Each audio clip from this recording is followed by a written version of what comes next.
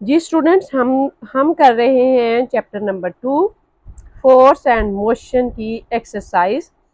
और एक्सरसाइज के constructed response questions आज का हमारा टॉपिक है। क्वेश्चन नंबर 1 है, why does a Hunter aiming a bird in a tree miss the target exactly at the bird.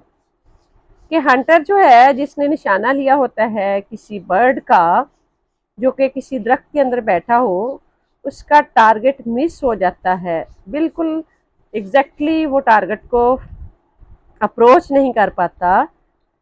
इसकी रीज़न क्या है? वाई, क्या क्यों होता है ऐसा? So when a Hunter shoots eight the bird, जब हंटर है वो बर्ड को शूट करता है किसी भी ट्री के अंदर, the bullet does not travel in a straight path.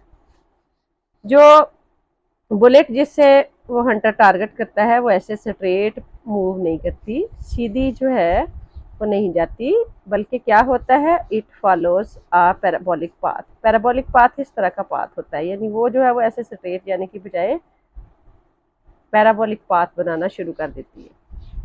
ठीक है, तो उसका पाथ जो होता है वो स्ट्रेट नहीं होता बल्कि पैराबोलिक होता है। That is due to gravity, क्योंकि उसके ऊपर ग्रेविटी एक्ट कर रही है जो उसको नीचे की तरफ ले आती है।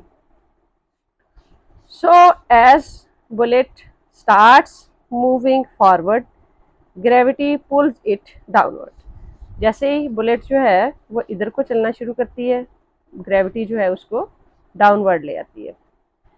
Then as hunter aim straight at the bird, the bullet drops down before hitting the target due to gravity.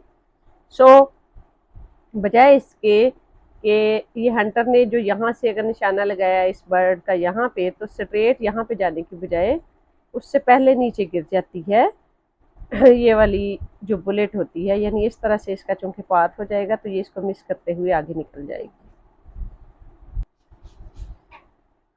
Question number 2 है, a person is falling on the heap of sand does not hurt more as compare to a person falling on the concrete floor. Why? A person falling on the heap of sand, इसका मतलब है एक person जो कि एक रेत के ढेर के ऊपर गिरता है, डज नॉट हर्ट मोर, वो इतना ज़्यादा उस हर्ट नहीं होता जैसे कि उसके मुकाबले में एक पर्सन होता है जो कि गिरता है एक कंक्रीट के फ्लोर के ऊपर। इसकी रीज़न क्या है?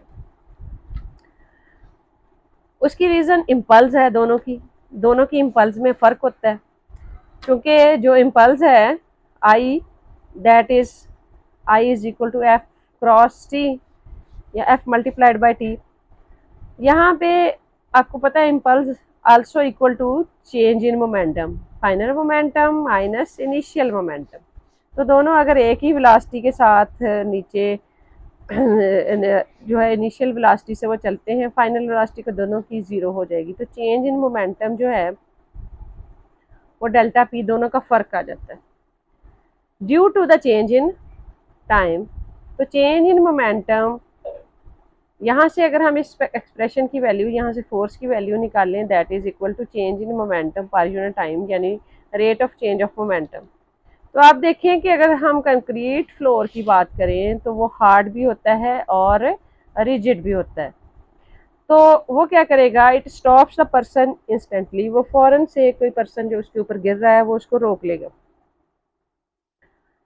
तो शॉर्ट टाइम जो होता है stopping time, the short stopping time delta T results in a large force causing more pen and injury. और उसकी वजह से ये टाइम अगर थोड़ा होगा तो इसका मतलब है ये वैल्यू अगर कम होगी तो ऑटोमेटिकली ये वाली वैल्यू यानी फोर्स की वैल्यू जो है वो ज़्यादा होगी। अगर ज़्यादा होगी तो उसको पर्सन को इंजरी भी ज़्यादा होगी, चोट ज़्यादा लगेगी और उससे उसको पेन भी ज़्यादा होगी। इसी तरह अगर हम दूसरी तरफ देखें, हीप ऑफ सैंड यानी अगर रेत का ढेर हो तो वो एक सॉफ्ट चीज़ होती है, डिफॉर्मेबल चीज़ होती है, यानी उसकी शेप जो है वो चेंज हो जाती है। डिफॉर्मेबल मीन्स तो जब कोई पर्सन उसके ऊपर गिरेगा तो फ़ौरन से उसकी शेप जो है वो चेंज हो जाएगी, वो जगह दे देगी उसको ना जो उसके ऊपर गिर रहा है। सो इससे क्या होता है, it increases the stopping time delta t by gradually decreasing the speed of the person. It results in a smaller force F minimizing the injury. इससे फोर्स जो होती है वो कम हो जाती है और उससे इंजरी भी कम होती है। सो फ़र्क दोनों की इम्पल्स में है, स्टॉपिंग टाइम दोनों का डिफरेंट होता है, जिसकी वजह से उनकी हिटिंग फोर्स जो है वो भी डिफरेंट हो जाती है। जी क्वेश्चन नंबर 3 है कि state the conditions under which the bird fly in air. वो कौन सी कंडीशंस होती हैं जिनको फुलफिल किए बगैर कोई भी बर्ड जो है वो फ्लाई नहीं कर सकता। आपने वो कंडीशंस बतानी है जिनको फुलफिल करके बर्ड जो है वो हवा में मूव करते हैं, फ्लाई करते हैं। तो उसके लिए सबसे पहली चीज़ तो ये है कि उन्होंने अपवर्ड नीचे से मूव करना होता है। तो lifting force that is generated by wings, जो बर्ड के विंग्स जो हैं वो जनरेट करते हैं। कैसे जनरेट करते हैं? After overcoming the bird's weight. इतनी सॉरी उसकी जो लिफ्टिंग फोर्स से ज़्यादा होनी चाहिए कि उसके वेट से ज़्यादा हो जाए। ओवरकमिंग द बर्ड्स वेट का मतलब है कि उसके बर्ड के वेट से ज़्यादा उसकी लिफ्टिंग फोर्स होनी चाहिए। ठीक है, तो ज़्यादा उसकी कब होगी? इट रिक्वायर्स, इसके लिए किस चीज़ की ज़रूरत होती है? Air flow over wings. उसके लिए एयर का फ्लो होना चाहिए विंग्स के ऊपर से, प्रॉपर विंग्स शेप, विंग्स की एक प्रॉपर शेप भी होनी चाहिए और उसका एक स्पेसिफिक एंगल भी होना चाहिए। तब ये वाली कंडीशन जो है वो फुलफिल होगी, यानी लिफ्टिंग फोर्स जो है वो तब एक्ट करेगी। क्योंकि ये बर्नौली इक्वेशन को अप्लाई करते हुए ये सारी चीज़ें पूरी होंगी तो फिर जो है लिफ्टिंग फोर्स ज़्यादा होगी as compare to bird's weight. दूसरी चीज़ जो चाहिए दैट इज़ थ्रस्ट। थ्रस्ट को हम जो है इसका दूसरा नाम जो है हम एयर रेजिस्टेंस जो है उसको कवर करने के लिए, या यानी जो बर्ड फोर्स लगाएगा फॉरवर्ड डायरेक्शन में, उसको हम थ्रस्ट कहते हैं। That is provided by flapping wings to overcome the air resistance. जो सामने से ड्रैग फोर्स जितनी लग रही होती है, एयर रेजिस्टेंस ड्रैग फोर्स होती है, उसको कवर करने के लिए जो बर्ड जो है वो अपनी फोर्स लगा रहा है उसको हम थ्रस्ट कहते हैं। ठीक है, ये दोनों इक्वल ऑपोजिट होंगी तो यूनिफॉर्म स्पीड होगी, और अगर ये ज़्यादा होगी तो फिर स्पीड उतनी इंक्रीज करती जाएगी। उसके बाद है तीसरी चीज़, control to adjust the wings tail, यानी उसके विंग्स और टेल को एडजस्ट करने के लिए उनका फॉर बैलेंस उसके जो बर्ड है उसके पास कंट्रोल होता है इस चीज़ का, ये कंट्रोल होना चाहिए उसकी डायरेक्शन और एंड स्पीड, ये सारी चीज़ों का कंट्रोल होना चाहिए। चौथी चीज़ एनवायरमेंटल फैक्टर्स। एनवायरमेंटल फैक्टर्स कैसे हैं? जैसा कि लाइक सफिशिएंट एयर डेंसिटी, ये एक एनवायरमेंटल फैक्टर है। एक ख़ास एयर डेंसिटी होती है तो बर्ड जो है वहाँ पे मूव कर पाते हैं। उससे ज़्यादा या कम हो जाए तो फिर उनकी मूवमेंट जो है वो इफेक्टिव होती है, फिर मूवमेंट यानी फ्लाइंग जो है ना वो नहीं हो पाता। जैसे कि वैक्यूम में कोई बर्ड फ्लाई नहीं कर सकता, उसकी रीज़न कि वहाँ के चूँकि एयर ही नहीं होती तो एयर डेंसिटी जो है ये स्पेसिफिक एनवायरनमेंट उसको नहीं मिलता, तो इसलिए वैक्यूम में बर्ड जो है वो फ्लाई नहीं कर पाएगा। क्वेश्चन नंबर 4 है डिस्क्राइब द सर्कमस्टांसेस। वो हालात आपने बताने हैं for which the velocity and acceleration of a vehicle are. ये डिफरेंट कंडीशंस हैं। पहली कंडीशन है कि v is zero but a is not zero. हम पहली कंडीशन की बात करते हैं कि वेलोसिटी ज़ीरो है लेकिन एक्सेलरेशन नहीं ज़ीरो। तो उसकी सबसे कॉमन जो एग्जांपल है वो ये है कि किसी भी मूविंग बॉडी को यकदम ब्रेक लगा दी जाए, या यकदम से अगर मतलब एक कार है वो पहले से स्टार्ट है, उसका इंजन चल रहा है, तो आप चलती हुई जो है उसको यकदम एक तो ब्रेक लगाते हैं, एक इंजन स्टार्ट है लेकिन वो रेस्ट पे है तो आप उसको मूव करवाते हैं, चलाते हैं, तो इनिशियल स्टेज पे उसकी इनिशियली वेलोसिटी जो है वो ज़ीरो होगी। इसी तरह चलिए हम बात करते हैं एक कंडीशन की, दूसरी को छोड़ देते हैं कि let we consider a car that suddenly starts moving, ये भी है। दूसरी ये है कि when sudden brakes are applied, अचानक से हम ब्रेक्स लगाते हैं to stop a moving car, then velocity v becomes zero but acceleration is not zero. अभी हम इसको ना प्रूव करते हैं mathematically.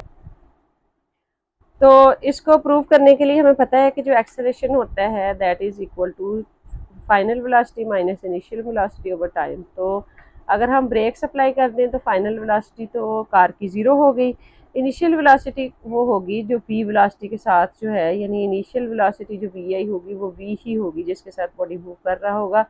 So zero minus v आई और इक्वल टू वी भी आप लिख सकते हैं। सो एक्सेलरेशन हमारा जो है वो इक्वल हो जाएगा minus v I over t, या वो वेलोसिटी वी आई जो इसकी पहले कोई होगी, यानी जो भी है, बेशक आप वेरी शॉर्ट इंटरवल के लिए लें तो कोई ना कोई वेलोसिटी तो होगी जिसके बाद वो रुका होगा। तो ये वाली चीज़ जो है ये कभी भी ज़ीरो नहीं होती, कोई ना कोई इनिशियल वेलोसिटी होगी जिसके बाद एक लम्हे के बाद भी जो हम शॉर्ट इंटरवल ऑफ टाइम ले रहे हैं तो बॉडी जो है वो रुकेगा। तो इस तरीके से एक्सेलरेशन जो है वो कभी भी ज़ीरो नहीं होता, लेकिन फाइनली वेलोसिटी जो है वो एट दैट इंस्टेंट वो ज़ीरो हो जाती है। तो ये वो फर्स्ट कंडीशन जो है कि velocity is zero but acceleration is not zero, ये वाली इस चीज़ को फुलफिल कर रही है। सेकंड है कि एक्सेलरेशन ज़ीरो है but velocity is not zero.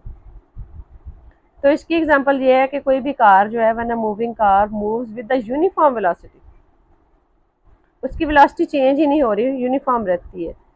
मतलब अगर कोई भी चीज़ जो है वो बेशक 2 सेकंड के लिए ही यूनिफॉर्म वेलोसिटी एक कांस्टेंट वेलोसिटी के लिए रही, तो उसकी आप अगर एक्सेलरेशन निकालेंगे वो final velocity minus initial velocity over T, इनके इसमें फाइनल और इनिशियल इक्वल है, यूनिफॉर्म वेलोसिटी है, एक ही वेलोसिटी के साथ बॉडी मूव कर रहा है, तो एक्सेलरेशन आपका इक्वल आ जाएगा zero over t, that is equal to zero. यानी यहाँ पे एक्सेलरेशन ज़ीरो हो गया लेकिन वेलोसिटी ज़ीरो नहीं है क्योंकि body is moving with the uniform velocity.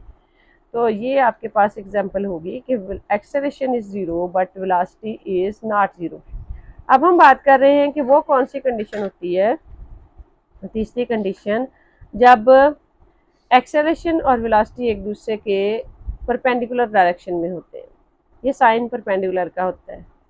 तो इसकी एग्जांपल ये है कि कोई भी बॉडी जो सर्कल में मूव करे या किसी भी कर्व्ड पाथ में मूव करे या कहीं पे भी उसने जो है वो स्ट्रेट लाइन से नहीं है बल्कि कोई भी लाइन उसने चेंज की है, तो उस केस में एक्सेलरेशन और वेलोसिटी जो है वो एक दूसरे के परपेंडिकुलर डायरेक्शन होते हैं। When car moves along the circular path और curved path the velocity is along the target, ये टेंजेंट, ये वेलोसिटी जो है वो टेंजेंट के अलोंग होगी, and acceleration is along the radius of the circle, और एक्सेलरेशन जो है वो रेडियस के साथ, एक्सेलरेशन की डायरेक्शन ये है toward centre of the circle, ठीक है, रेडियस के साथ जिधर को रेडियस है, और वेलोसिटी की डायरेक्शन जो है वो किस डायरेक्शन में है, वो टेंजेंट के साथ है, इसलिए इन दोनों के दरमियान जो एंगल है यहाँ पे वो 90 डिग्री बन रहा है, ये 90 डिग्री एंगल है। तो ये दोनों एक दूसरे के परपेंडिकुलर डायरेक्शन में है। क्वेश्चन नंबर 5 की बात करते हैं। क्वेश्चन नंबर 5 है describe briefly effects of air resistance on the range of the projectile, कि प्रोजेक्टाइल की रेंज जो है वो कैसे चेंज होती है विद द एयर रेजिस्टेंस, क्योंकि हमने जो आइडियल कंडीशन पढ़ी है ना, आर की वैल्यू रेडियस रेंज की निकाली है, और तो रेंज की वैल्यू में हमने ना एयर रेजिस्टेंस को इग्नोर किया था जो हम फार्मूला फाइंड आउट करते हैं, लेकिन प्रैक्टिकली ऐसा नहीं होता। तो प्रैक्टिकली क्या होता है, जो एयर रेजिस्टेंस होती है वो रिड्यूस कर देती है रेंज को, क्योंकि जो एयर रेजिस्टेंस है वो अपोज करती है किसी भी बॉडी की मोशन को, एंड देन जो प्रोजेक्टाइल है वो स्लो हो जाता है, slowing the projectile horizontally and vertically, दोनों डायरेक्शन में जो है वो स्लो हो जाता है, और इस तरह इसकी रेंज जो होती है वो पहले से कम हो जाती है, ठीक है। सेकंड इफेक्ट, चूंकि रेंज जो है ना वो हम लेते हैं पॉइंट ऑफ लॉन्चिंग से पॉइंट ऑफ प्रोजेक्शन के दरमियान, ये वाला रेंज का डिस्टेंस होता है। तो ये जिस डायरेक्शन में आपका टारगेट होता है उस डायरेक्शन में जाके आपका लैंडिंग पॉइंट होता है। तो ये जो डिस्टेंस है रेंज, ये वाला इनिशियल यहाँ से लेके यहाँ तक का डिस्टेंस, तो जब एयर रेजिस्टेंस होती है ज़रूरी नहीं कि जिस साइड को हमने टारगेट को हिट किया है, अगर हवा का रुख जो है वो दूसरी तरफ का हो, हमने फ़र्ज़ करें इधर को इसको हिट किया है, तो हवा का रुख जो है वो इस तरफ से है, इधर से, तो ये बजाय इधर को जाने से थोड़ा सा अपनी जगह से हट के दूसरी तरफ उस तरफ को शिफ्ट हो जाएगा, ठीक है। तो जो ट्रेजेक्ट्री है, ट्रेजेक्ट्री होता है प्रोजेक्टाइल का पाथ, द पाथ डेविएट्स यानी रास्ते से हट जाना, फ्रॉम द परफेक्ट पैराबोल, वो ऐसा परफेक्ट पैराबोला नहीं बनता बल्कि उसका पाथ जो है वो चेंज हो जाता है। नगला इफेक्ट क्या होता है, dependence on the shape and speed, के हाई स्पीड, हम जिस स्पीड के साथ यहाँ से इसको लॉन्च करते हैं, फेंकते हैं, तो या किसी भी चीज़ का सरफेस एरिया जो वो ज़्यादा हो प्रोजेक्टाइल का, जैसे कि हम एक बॉल फेंकते हैं वो राउंड होती है, लेकिन अगर आप प्लेट लें तो उसका एरिया जो है वो ज़ाहिर है ज़्यादा है, उसके साथ उसकी शेप चेंज होती है, उसकी स्पीड चेंज होती है, ये दोनों चीज़ें जो हैं वो रेंज को इफ़ेक्ट करती हैं, उससे रेंज जो है वो डिफरेंट हो जाती है। ठीक है, तो हाई स्पीड और large surface area of the projectile, ऐसे प्रोजेक्टाइल जिनका लार्ज सरफेस एरिया होता है, दे एक्सपीरियंस ग्रेटर ड्रैग, उनको एयर रेजिस्टेंस जो है, ड्रैग कहते हैं एयर रेजिस्टेंस को, ज़्यादा उनको अफेक्ट करती है। ठीक है, और जो है एयर रेजिस्टेंस का इफेक्ट जो है वो सिर्फ और सिर्फ रेंज पे ही नहीं होता बल्कि प्रोजेक्टाइल की हाइट पे भी होता है, जो मैक्सिमम हाइट प्रोजेक्टाइल गेन कर सकता है। As the projectile moves upward, the air resistance opposes its motion, reducing its upward velocity. This results in the lower maximum height, और इसकी वजह से maximum height जो है वो कम हो जाती है।